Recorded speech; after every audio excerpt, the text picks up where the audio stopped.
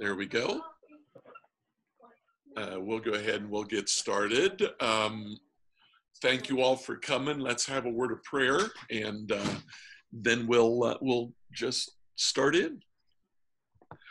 Thank you, Lord Jesus, for the chance to be here and study together. We pray that you would direct us and help us tonight as we look at the New Testament. Show us, Lord, what you want us to learn. We ask this in your name. Amen. Amen.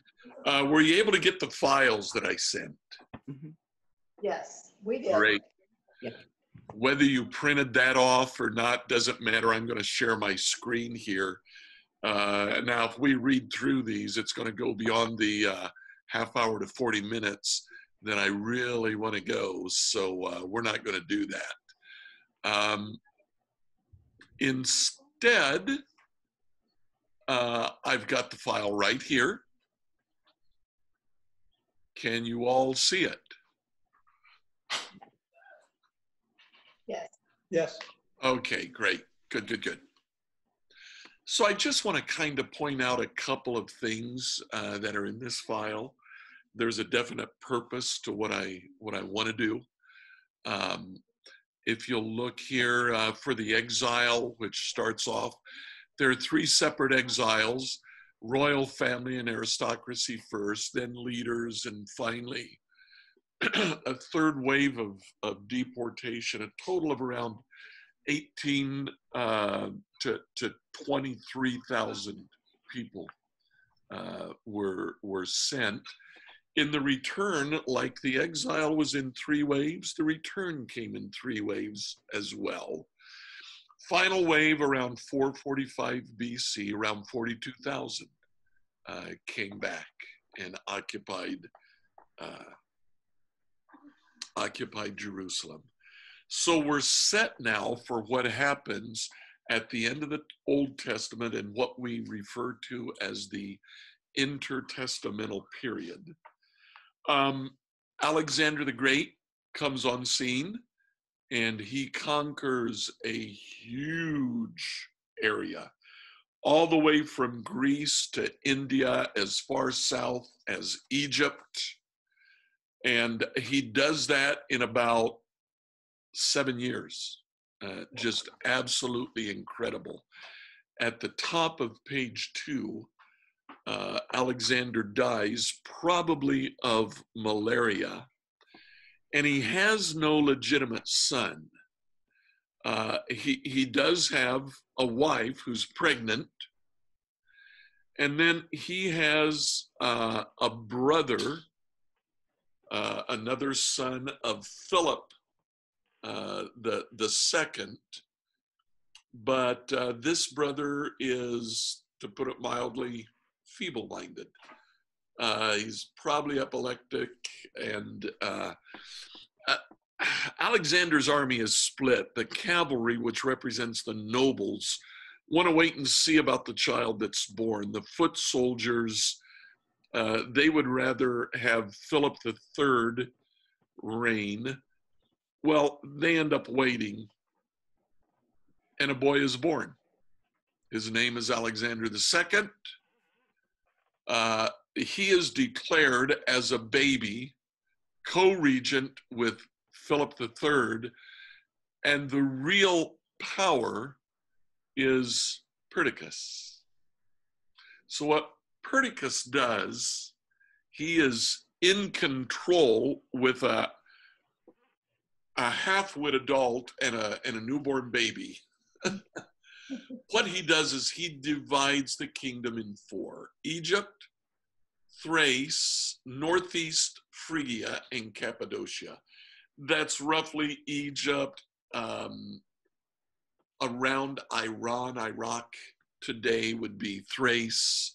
Northeast Phrygia is more Asia Minor, and then Cappadocia is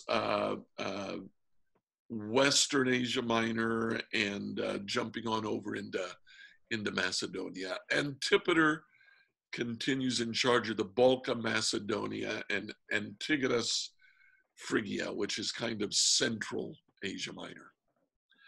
Well, things don't go so well. by 321, just 2 years later, Perdiccas is assassinated, and these other two guys, Philip III and Alexander II, just kind of drop out of history.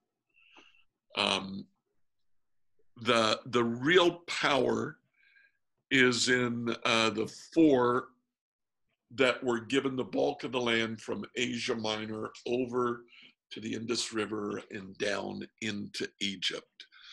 Now, if you look down here at 321 BC, here's the point that I wanted to make.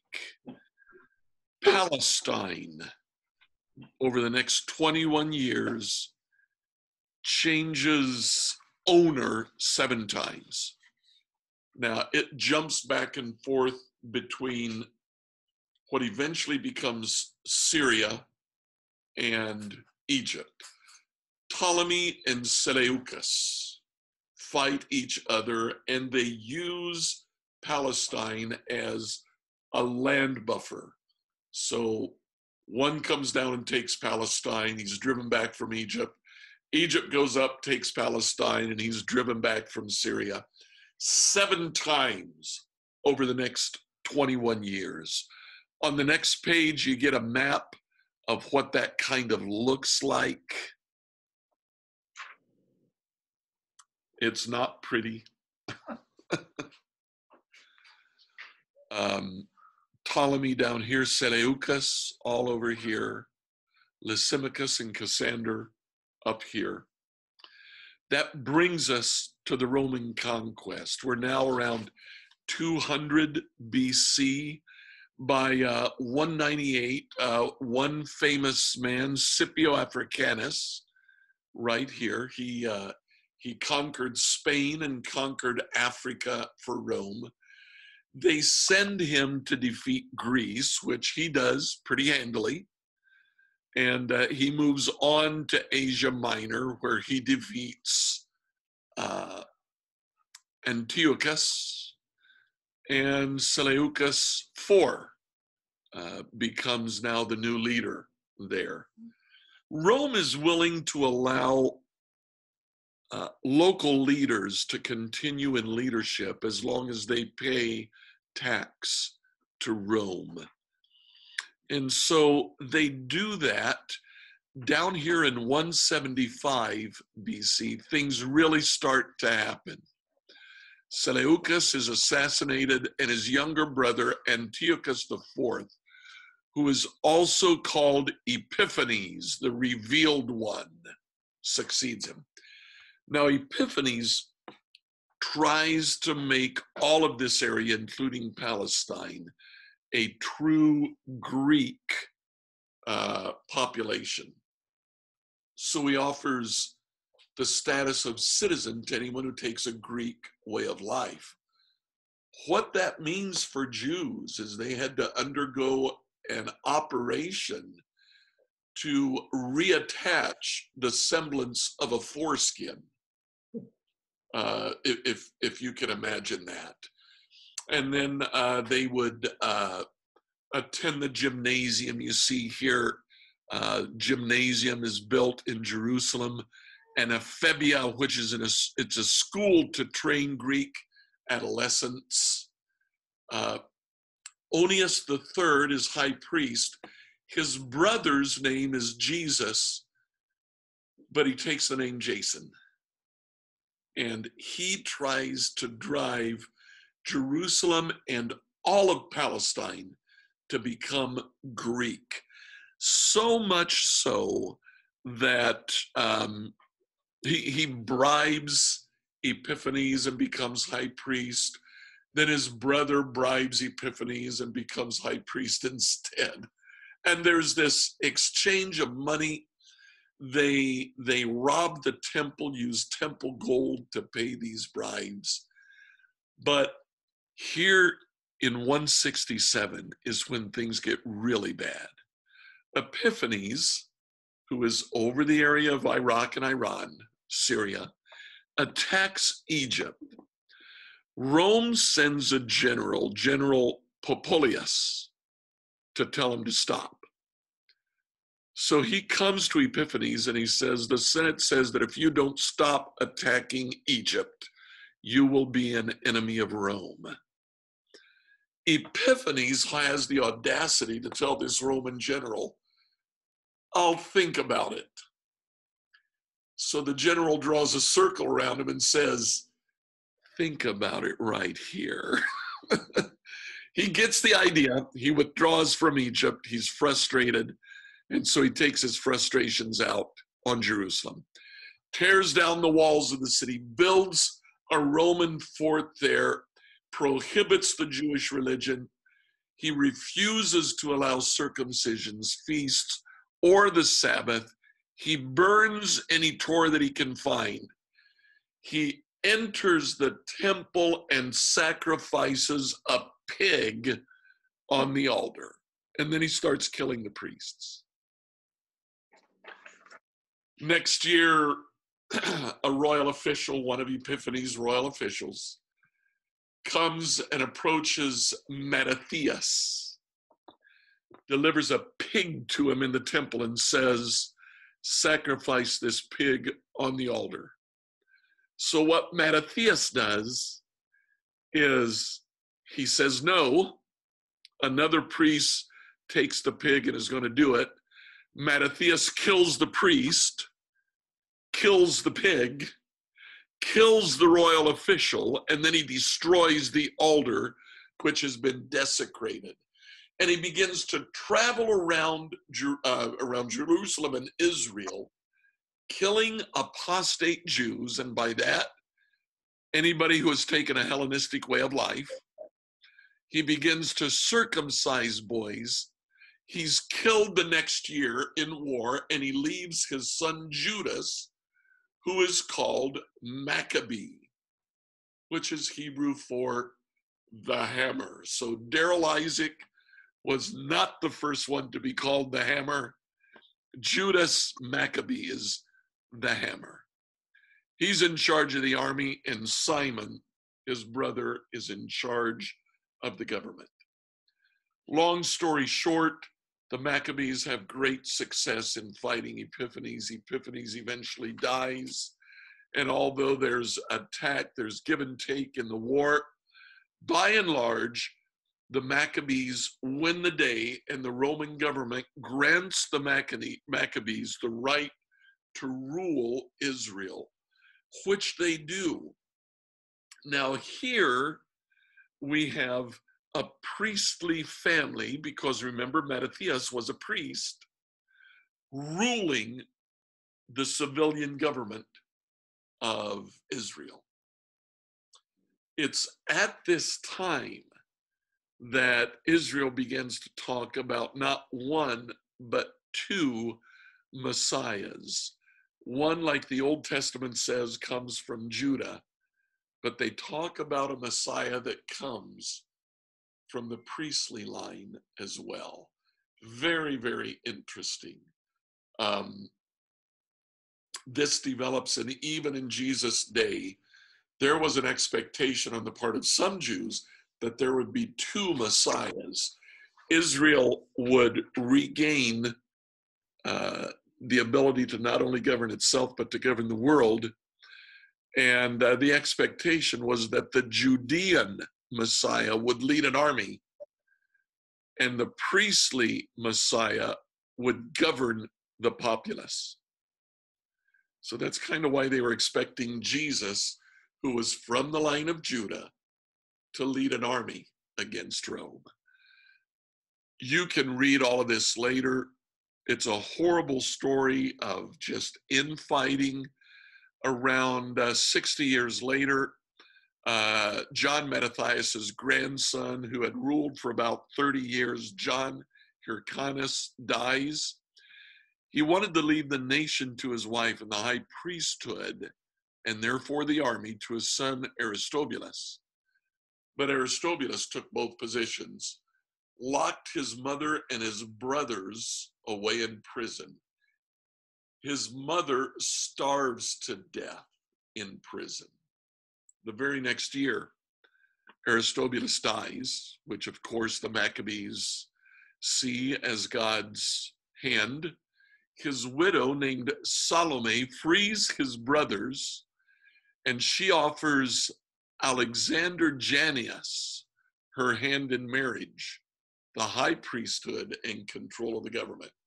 Who's going to say no? So he accepts. He is horrible. He's a Samaritan.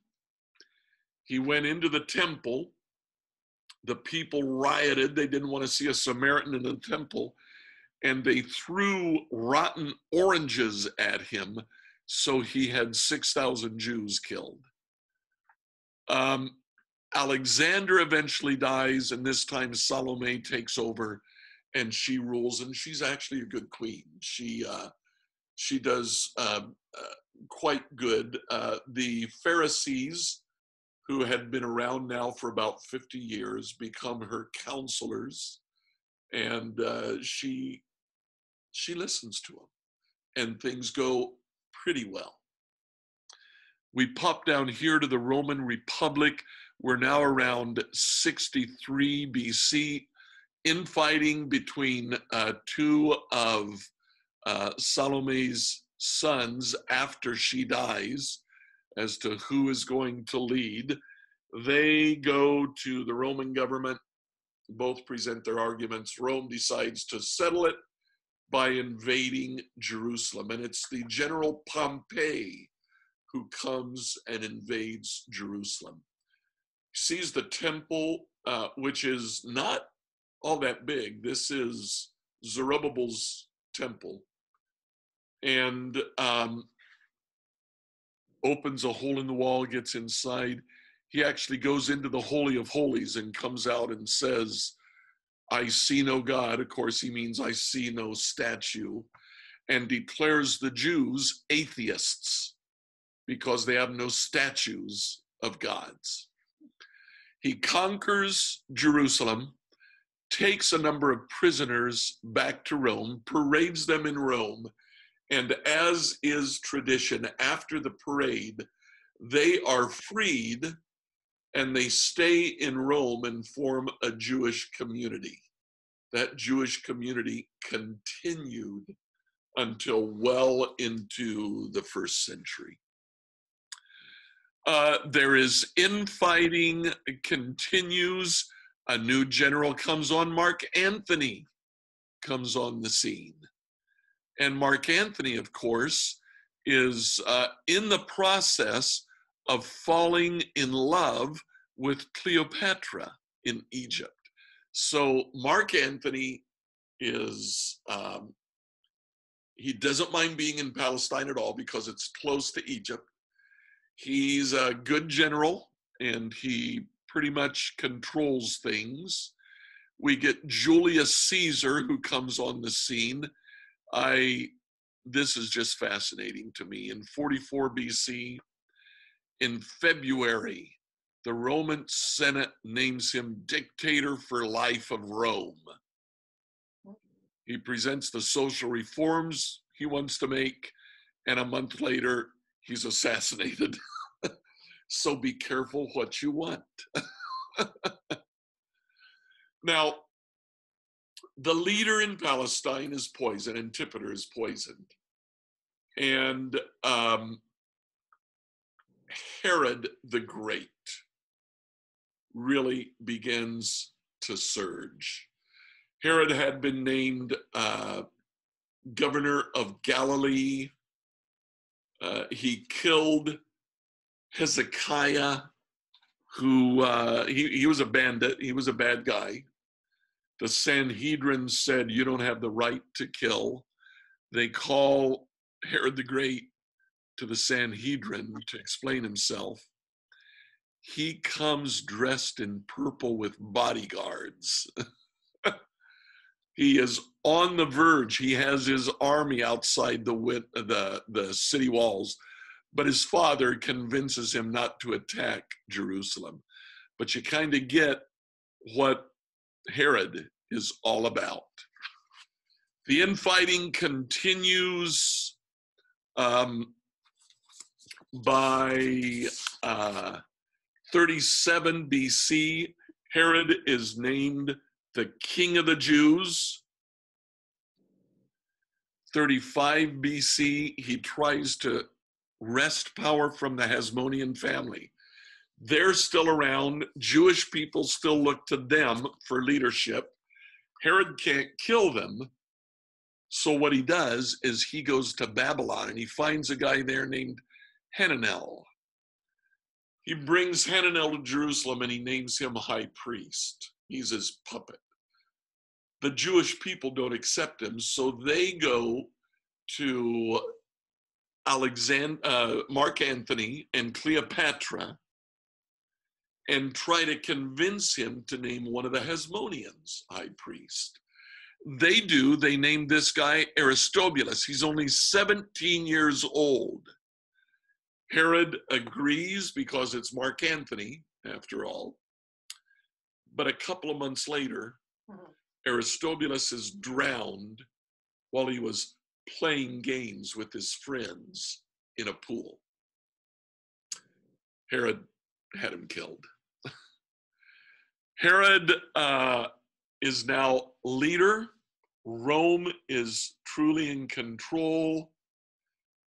Infighting in Herod's family. Herod executes a Hasmonean, Hyrcanus II. Salome accuses Herod's wife, Miriam, of trying to poison him. Herod believes her, kills his wife, marries Salome. He murders his former mother-in-law, Alexandra.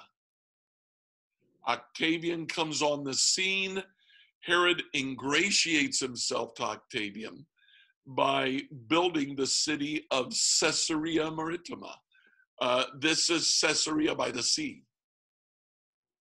There's a huge temple there dedicated to Tiberius, now named Augustus. Miriam's sons, also Hasmoneans, Alexander and Aristobulus, begin to jockey for position to take over Herod after Herod dies. Herod is by now an old man. So Herod imprisons Alexander. A couple of years later, he kills Alexander and Aristobulus. He names his son Antipater II, his only heir. 4 BC, and I get into detail here because this is around the days of Jesus's birth. Herod kills his son Antipater and divides his kingdom into 4. Archelaus, king of Judea, Antipas, king of Galilee and Perea, Philip, the king of Trachonitis and Badonea, also called Decapolis, and his sister Salome, the governor of Jamnia. Archelaus was never good. By 6 AD, he dies, and Rome simply takes over all of Judea, starts putting governors there. Herod Antipas is the Herod that we know during Jesus's ministry. He's the guy that married his brother Philip, not this Philip, not Philip the Tetrarch, but a different Philip called Herod Philip. He married his wife. She was a Hasmonean. He saw it as a way to ingratiate the Jews to himself. Didn't work. John the Baptist says, shouldn't be doing that. Around, where do we get here? 21 AD, we get Pontius Pilate, governor of Jerusalem from 26 to 36. He's not a good guy. He's greedy. He's inflexible. He's brutal. All of this plays out. He eventually is replaced.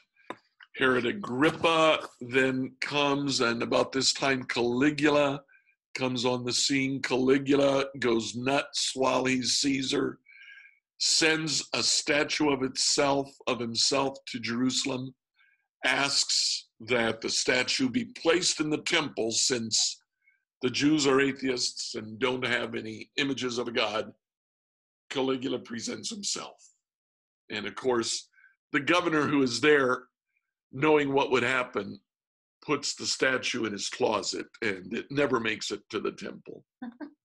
By 66 AD, we have the great wars, the Judeo-Roman War. Jewish people are protesting taxes and attacks. Rome comes in and just kills everybody. It's about this time Nero is now Caesar. We have the early church being persecuted. There are 4 Caesars in the year 68, starting with Nero, then Galba, then Vitellius, and ending up with Vespasian. Within a year, 4 Caesars. That's how things were going. Vespasian had been in Palestine, fighting the war in Palestine. When he was made emperor, he went back to Rome, left his son Titus in charge of the army. Titus came in and just destroyed everything, destroyed the temple. Cultic sacrifices are stopped. Sanhedrin is disbanded.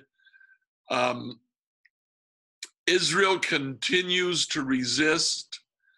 Around AD 131, Rome decides to take Jerusalem and make it a Roman city. They construct a temple to Zeus on top of the location where Herod's temple was. Kind of the final rebellion. This fellow, Simon ben Kosiva, is named Messiah. He's given the name Bar Kokhba, son of the star. Rome comes in. 50 Jewish forts were destroyed. 985 villages were razed. 580,000 Jews fell in battle. And Israel ceases to exist until the 20th century. Now, the reason I wanted to present all that is simply to say Palestine in the first century was not a good place to be. It was incredibly violent. There were wars, rebellions, crucifixions. It was the name of the game.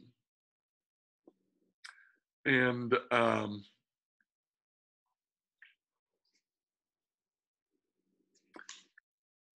it was a horrible place to be. It was not an idyllic setting.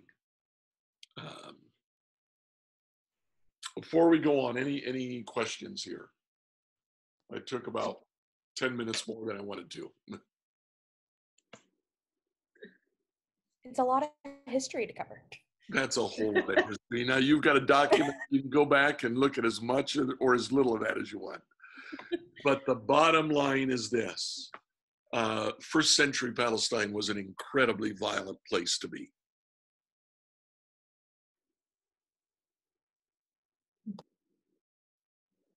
Okay. Let's come back and we're going to do something a little bit different here. We are going to look at this video together. It's from the Bible Project. There is a link in the description. I think I sent you the link in the email as well on the New Testament.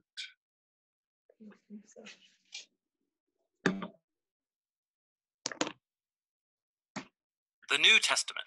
If you open up a Bible to its table of contents, you'll see it's made up of 2 large collections, the Old and New Testaments. The word testament refers to a covenant partnership, which is what both of these collections are all about. They tell one epic and complicated story of God's covenant partnership with Israel and all humanity. The Old Testament is called Tanakh in Jewish tradition. It's a unified scroll collection of 39 Israelite texts that were over 1,000 years in the making. In contrast, the 27 books of the New Testament all came into existence within 30 to 40 years of each other. They were all written by first-generation followers of Jesus. From an early period, Christian communities began collecting these texts and reading them alongside the Old Testament as one unified story that leads to Jesus. The New Testament begins with 4 narrative books that together are called the Gospel. They tell the story of Jesus of Nazareth's life, death, and resurrection as an announcement of good news. They're followed by a fifth narrative work called Acts of the Apostles. Here, the risen Jesus commissions the apostles, a word that means the sent ones. They're appointed as Jesus' representatives to spread the good news about him throughout the ancient world.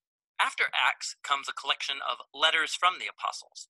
These were written to provide teaching and guidance for local communities of Jesus' followers called churches. There are 13 letters connected to the Apostle Paul, and they're not arranged in the order of when they were written, but rather from the longest to the shortest. Then there's the letter to the Hebrews, written by a close but unnamed associate of the apostles. After this are the letters of James, Jude, Peter, and John. 2 were brothers of Jesus, and 2 were among his first followers. The last New Testament book is the Revelation, a letter to 7 churches that reveals a prophetic word of challenge and comfort to all of Jesus' followers. So those are the books of the New Testament, but what are they about? And how do they connect with the Old Testament to make up one unified story? Think of it this way. The Bible is one long epic narrative with multiple movements or acts. The Old Testament recounts the first series of acts that give you everything you need to make sense of the story to follow. The core themes and the plot conflict are arranged in design patterns. And then in the New Testament, these are all picked up and carried forward to the story's culmination in Jesus. Let me show you what I mean. The first act is about God and all humanity. God provides a sweet garden temple for humans who are made to be God's partners in ruling the world. But the humans are foolish, and they give in to a dark temptation and rebel against God's wisdom. So they're exiled into a wilderness where they start killing each other. They build cities that spread their selfishness and oppression, leading up to the big bad city of Babylon. But God loves the world and its foolish humans, so he sets in motion a rescue plan by promising the arrival of a new human who will destroy the evil that has lured us into self-destruction. The next act of the biblical story is about God and Israel, and it develops the themes and patterns of the first act. God calls a new humanity out of Babylon into a sweet garden land. Abraham, Sarah, and his descendants, the Israelites. God promises that through them, divine blessing will be restored to all of the nations. Surely these are the new humans that we're waiting for, but the Israelites repeat humanity's rebellion against God, building their own violent cities that lead to self-destruction and another exile in Babylon. But God sustains his promise that the new human will come from Abraham's lineage. It will be a priest king who will now have to rescue both Israel and humanity from Babylon to restore God's blessing to the world. Now, notice how these 2 acts are designed according to the same pattern. The second act is a longer and more violent version of the first, and together they explore the tragic human condition, but they also highlight God's promise, which is developed more in the next act, the Old Testament prophets and poets. The prophets accused Israel and all nations of their evil, and they announced that one day God himself would arise to bring the day of the Lord and deliver his world from Babylon. He would do it through a promised royal priest who's going to suffer like a slave and die for the sins of Israel and all humanity, but then he'll be exalted as king over the nations. He will call others to leave Babylon and join the new covenant people who will partner with God to rule over a new Jerusalem, that is, over a new creation. And so the Old Testament concludes by anticipating a new act in the story. And when you turn to the New Testament, it's the same story, now being carried forward in Jesus. Let's see how. The 4 gospel accounts introduce Jesus of Nazareth, both as the promised son of Abraham who will restore God's blessing to the nations, and also as that new human who will defeat evil and restore humanity to partnership with God. So Jesus is portrayed as a human, and more. He went about announcing the arrival of God's promised kingdom, and he spoke and acted as if he was Israel's divine king. But instead of calling himself king, Jesus referred to himself as the Son of Man, that is, the human one who would act like a servant. The Gospels are making the claim that in Jesus, Israel's God has become the faithful Israelite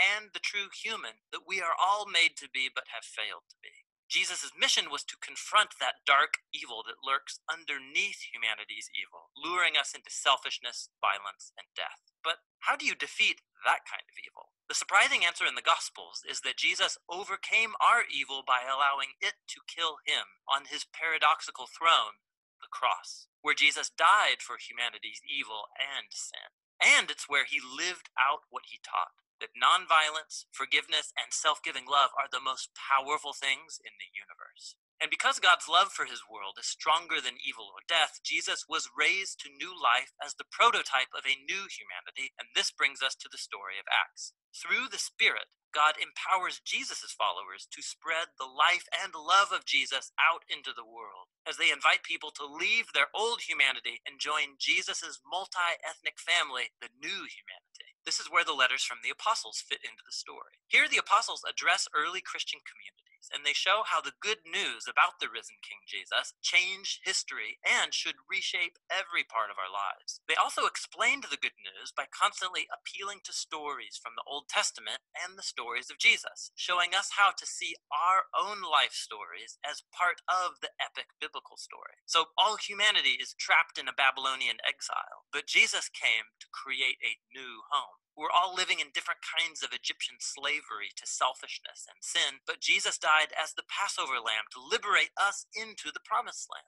Our old humanity is bound for the dust of death, but Jesus' resurrection opened up a new future for a new humanity. We live here in the current evil age, but through Jesus and the Spirit, a new creation has burst open here and now. And this leads us to the book of Revelation, where the whole biblical story comes together in powerful symbolism and imagery. Jesus is portrayed as a slaughtered, bloody lamb who is exalted as the divine king of the world. He's leading his people out of slavery and exile in Babylon. And as they resist Babylon's influence, they may have to suffer alongside their slain leader. But when you follow the risen king, not even death can prevent the dawn of the new creation, which is here depicted as a new Jerusalem garden temple, the true home of humanity after its long exile. And so on the Bible's last page, heaven and earth are reunited, and the new humans take up their appointed task from the Bible's first page, to rule the world together in the love and power of God. The New Testament is a remarkable collection of documents. They represent the testimony of the apostles that points us to the risen Jesus himself.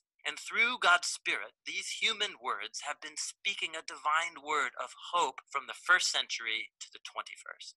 Each book shows how God, through Jesus and the Spirit, is leading our world to its ultimate goal in a renewed creation. And so the story's end is really the beginning of a new story that is yet to be told. And that's what the New Testament is all about.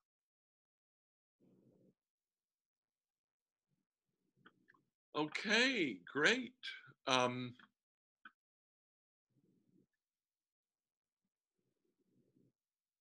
What'd you think?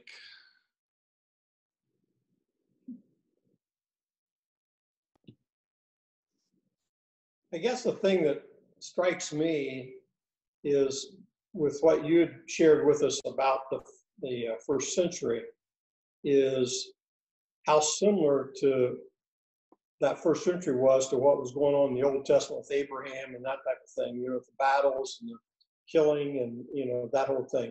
I didn't realize the consistency of those with what you talked about tonight. You know, you kind of thought Jesus came and, you know, the apostles and things didn't have it easy, but they weren't being persecuted and challenged like you pointed out there. And they had to be going through great amounts of persecution and anguish to do their job.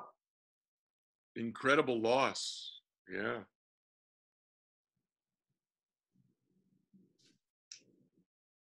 This is it's during this time that Paul even says, submit to your earthly authorities. I mean, these were not good people that were governing at that time.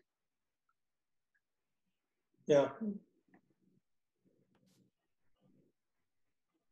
that's for sure.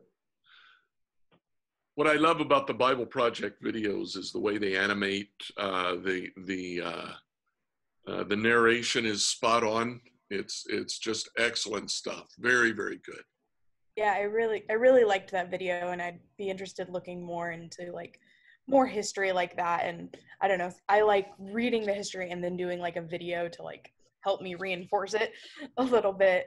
I like taking it in multiple ways, so I liked that a lot. If you look on that website, there are all kinds of videos like that. So they've got, I haven't counted them up, but there's easily 50, 60 of them there. So individual books, sections, It's great. It's great. I really like it. They've been at it for a while too. So, okay, yeah.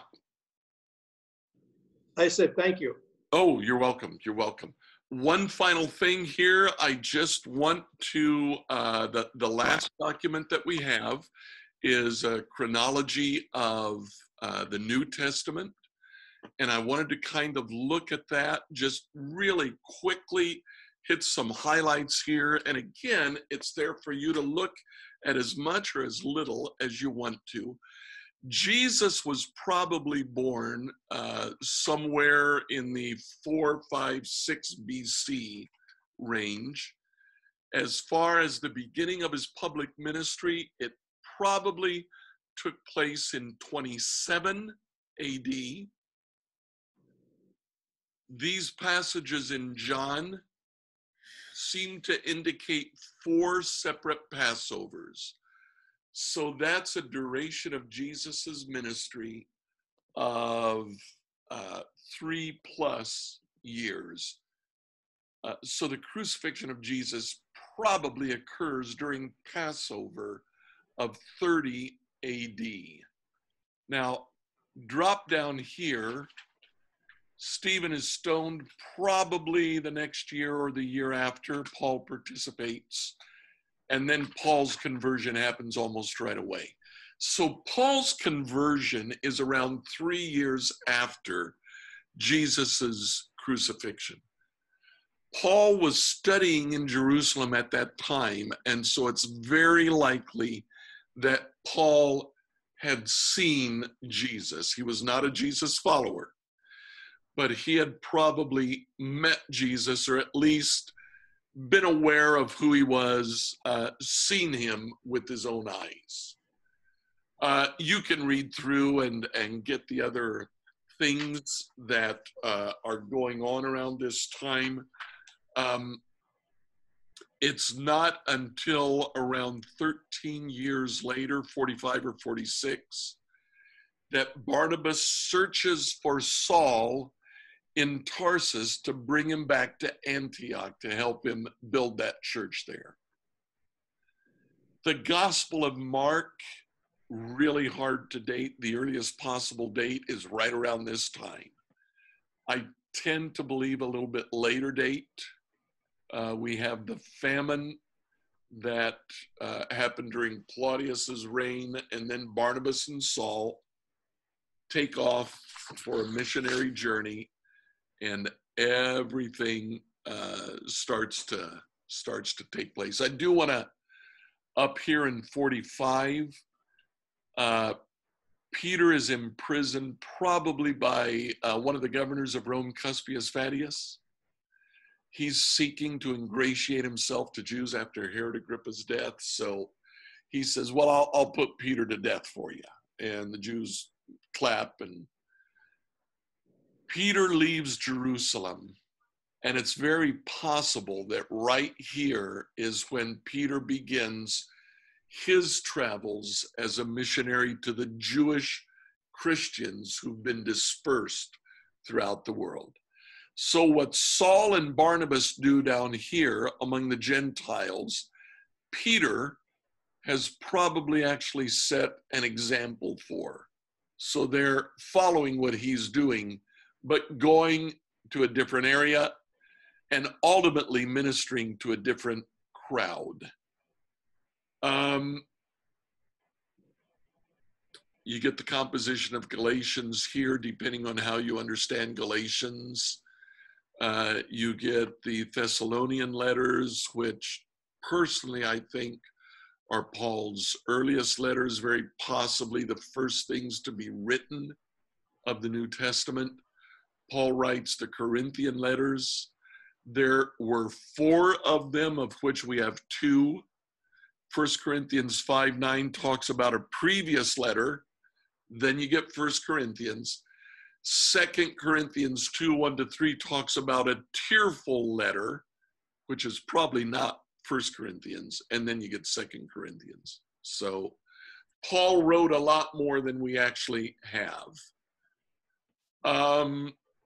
You get the prison epistles here during the late second or early third missionary journey. That's generally where I would put them. Paul travels to Rome. From Rome, he does a little bit more writing. We're now up to about the time of the Judeo-Roman wars. And you get Luke Acts, you get Hebrews, you get the Gospel of Matthew, which very likely was originally written in Hebrew or Aramaic prior to this time, but I think around here it's being translated into Greek. Probably Paul is freed. Then he writes the pastoral epistles. We have a second imprisonment, and then Paul is martyred by Nero. Peter is also martyred at about the same time, very close, because Paul is a Roman citizen. He is beheaded. That's more merciful. Peter is crucified, and church tradition says he said he didn't want to be crucified like Jesus, so they crucified him hanging upside down. Then you get the final letters being written, 1st, 2nd, 3rd John, Jude, Revelation. And the Gospel of John probably actually written after the book of Revelation. I do want to mention to you also that the book of Revelation may have been written by John the Apostle, or it may have been written by any number of other individuals called John. The author is simply identified as John, not necessarily as John the Apostle. And the style of Greek of Revelation is very different from the Gospel of John and the letters, 1st, 2nd, and 3rd John. So it's a possibility. The bottom line is we don't know for sure, but I wanted to give you that so that you could also just kind of see a little bit more focused on the New Testament. Well, there we go. I went a good bit longer than I wanted to, about 10 minutes longer. I'm sorry for that. But my intent was to kind of introduce you to what was happening in the 1st century. Take a look at the Bible Project video, which gives a great summary of the content, and then just talk a little bit about where the books of the 1st century were written. They were really written in a short period of time. So I find it interesting, and I mean, I knew this before, but like looking into it, I'm so used to it, reading it in a certain order. And yes, I know the stories in those books are not in order, but actually knowing when they're written is, I don't know, it's interesting to me. And you know, if you go back and you read Paul's letters in the order in which I'm suggesting that they were written, you can kind of see a progression. In the book of 1 Thessalonians, he says, so what happens to everybody who's died? And that was a real question. Mm-hmm. They fully expected that Jesus would come back and they wouldn't die. So when Aunt Matilda passes away and they bury her, they start saying, well, what's this about? So Paul explains that. Well, by the time you get to Revelation, that's just not a question. So many people have died, it's just assumed these will all be raised up. They'll be caught up to heaven. So you can kind of see that progression in the thought. Yeah. Most of them get out of Jerusalem, you know, when all that stuff was happening in Rome, with Rome tearing up Jerusalem. Were they all gone pretty much by So now? Linda's asking what happened to the Jews that were living in Jerusalem with the Judeo-Roman wars. Yeah, when Titus destroyed Jerusalem, he did not evacuate the city, but the people by and large evacuated. There were not many Jews left. By the time we get to the destruction of Jerusalem and the temple in 132, what the Romans are doing is they're attacking the forts in villages. They're not like huge forts. They're munitions dumps and all over Palestine. And they just basically go through and kill as many Jews as they can find. And whoever isn't killed flees. There's no exile to another country. They just try to kill them all. And they don't.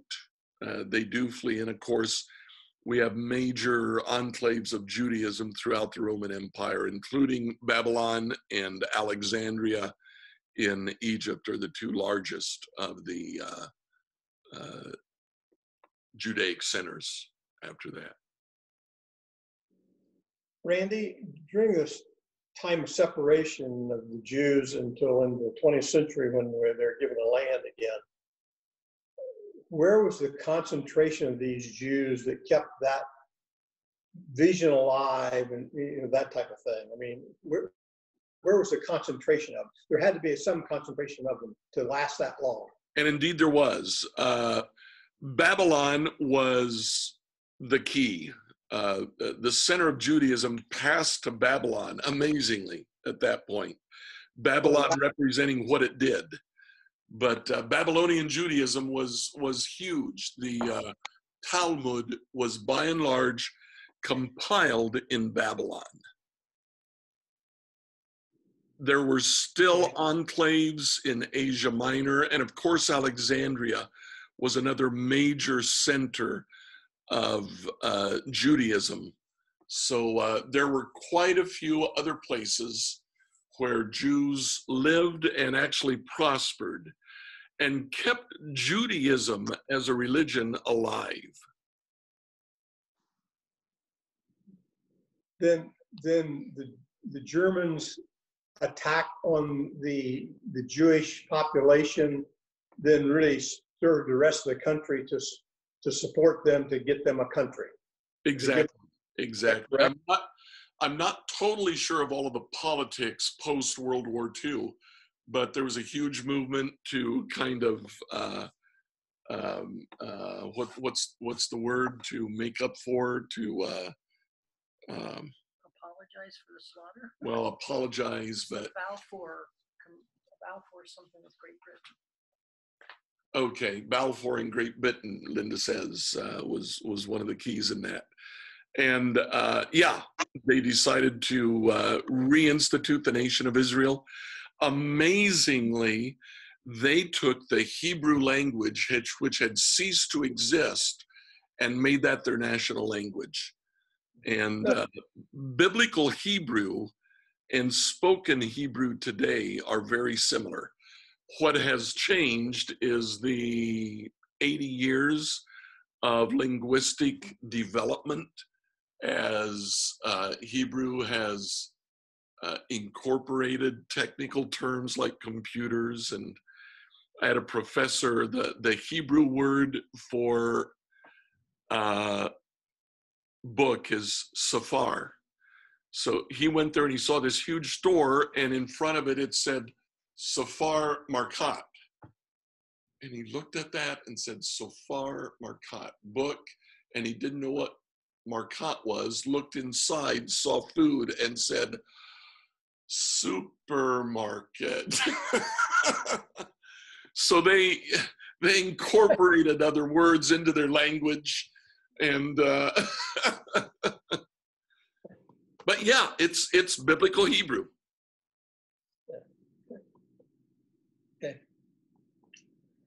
Hey, thank you all for hanging with me for now almost a full hour. I'm really sorry that we've gone this long.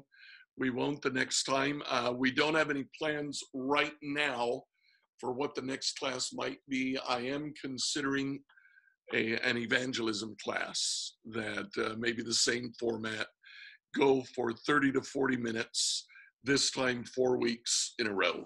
So I don't know, we might do that. We'll see. But thank you all for being here. Hope you learned a little bit of something from it. Yep. Look forward to seeing you the next time.